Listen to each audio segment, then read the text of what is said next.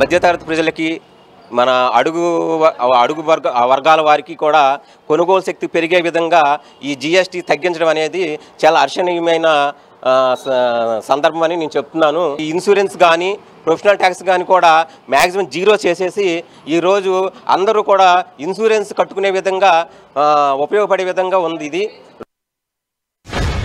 Hotel industries కానీ automobile industry 28 నుంచి 18% చేయటం, అగ్రికల్చర్ రైతులకి 18 నుంచి 5కి మార్చడం, ఇలాగా చాలా ఆనందంగా ఉంది. రైతులు కానీ వ్యాపారస్తులు కానీ చాలా ఆనందంగా ఉన్నారు.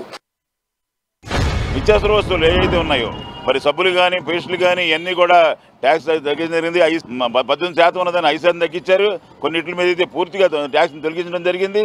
ప్రభుత్వాన్ని మరీ ఇది మంచి నిర్ణయంగా ఇది పేదలకి, బడుగు వర్గాలకి, మధ్యతరగతి కుటుంబాలకి ఎంత ఊరటనిస్తుందనే విషయాన్ని కూడా ఈ సందర్భంగా తెలియజేస్తా ఉన్నాను. 30 రకాల మందులకు కూడాను ఏకం నో ట్యాక్స్ కింద కూడా రిలీజ్ చేశారు. దానివల్ల హార్ట్ ప్రాబ్లం కానీ, క్యాన్సర్ కానీ, కిడ్నీ వ్యాధులకు కూడాను మందులు తక్కువ రేట్లో దొరకడానికి అవకాశం ఉంటుంది.